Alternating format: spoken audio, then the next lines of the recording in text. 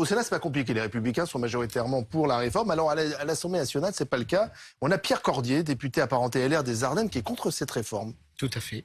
Et ça, on a du mal à comprendre, pardon, mais... Écoutez, jusqu'au bout. Alors, contrairement à La République En Marche ou à Renaissance, il y a un débat dans notre famille politique à l'Assemblée nationale, ça n'a échappé à personne, et chez les Républicains, personne n'est au garde à vous.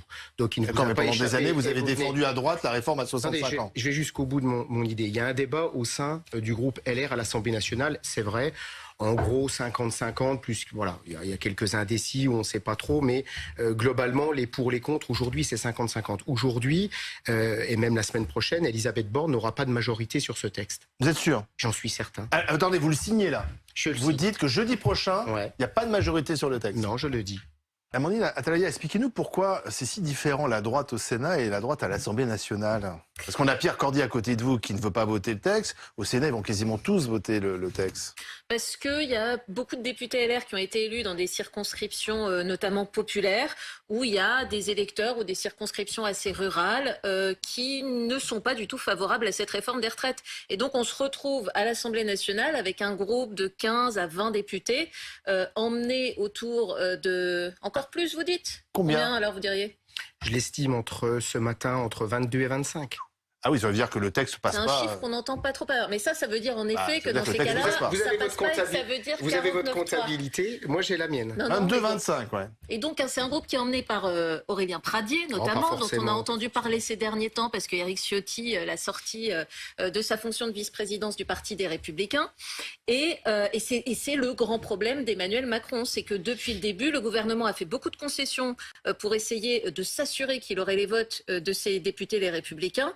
Mais à la fin des fins, il pas suffisamment en tout cas pour certains. Dans mes permanences, je reçois des citoyens qui me font part de leurs soucis par rapport à ces histoires de carrière longue, de petite retraite, de travail des femmes. On n'en a pas parlé aujourd'hui en cette journée internationale en l'honneur des femmes. Et quelque part, les sénateurs pour lesquels j'ai un profond respect, c'est le bicamérisme, il a été voulu comme ça par le général de Gaulle, sont élus par des grands électeurs, par les maires, les conseillers municipaux, les conseillers départementaux et régionaux. Donc nous, on a la légitimité du peuple.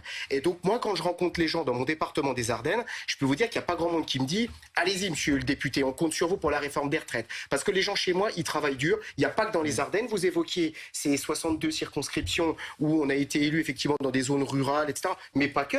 Vous regardez les sondages aujourd'hui, 90% des actifs ne veulent pas de cette réforme. Cette réforme, j'ai la conviction qu'elle va passer parce qu'il y a une majorité responsable, que ce soit à l'Assemblée nationale ou au Sénat. Le texte d'Aurore Berger. Mais moi, vous ne croyez pas ces chiffres lorsqu'il dit qu'il y a plus de 20 députés qui sont prêts à voter des Républicains qui, je le pense, n'ont pas envie de se diluer dans le populisme et dans l'obstruction et dans l'absence de sens des réalités, parce que la droite dans les Ardennes, tu vas voir les gens la droite c'est le sens des réalités. Mais en Essonne et en Ile-de-France, ils travaillent dur aussi. Ils soutiennent en Essonne, quand vous voyez les électeurs, ils vous soutiennent. Attendez, je vois les chiffres et je rencontre les mêmes gens que vous. Ils vous soutiennent, ils disent continuez, tenez bon sur les retraites. Et je leur dis quoi? Je leur dis oui, comme vous dites que c'est pas facile, voilà, je vais sacrifier les générations futures, les retraites des générations futures pour vous faire plaisir aujourd'hui.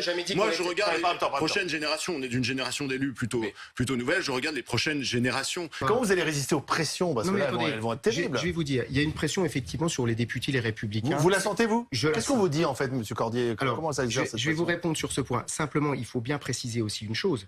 Moi, je suis voisin du groupe Horizon.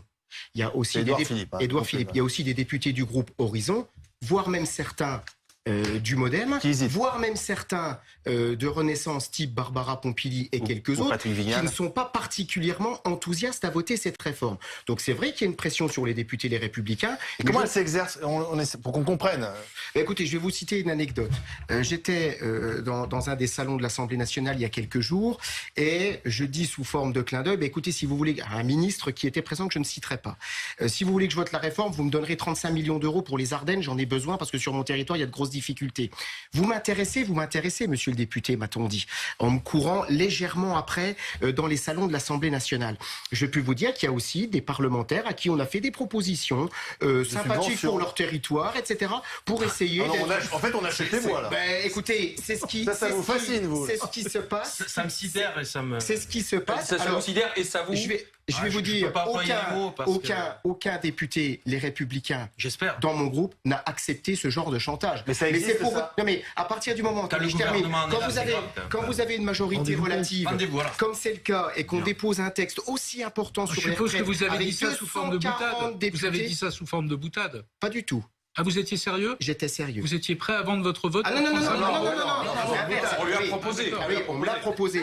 Mais vous savez, finalement, ça pouvait marcher. non, pas du tout. Même si je pense énormément à mon territoire et à ses habitants qui est en grande difficulté. Mais je vais vous dire, quand on a une majorité de 240 députés et qu'on veut faire passer un texte aussi important, faut pas s'étonner d'être en difficulté. Vous l'avez dit, Emmanuel Macron n'a pas de majorité sur ce texte.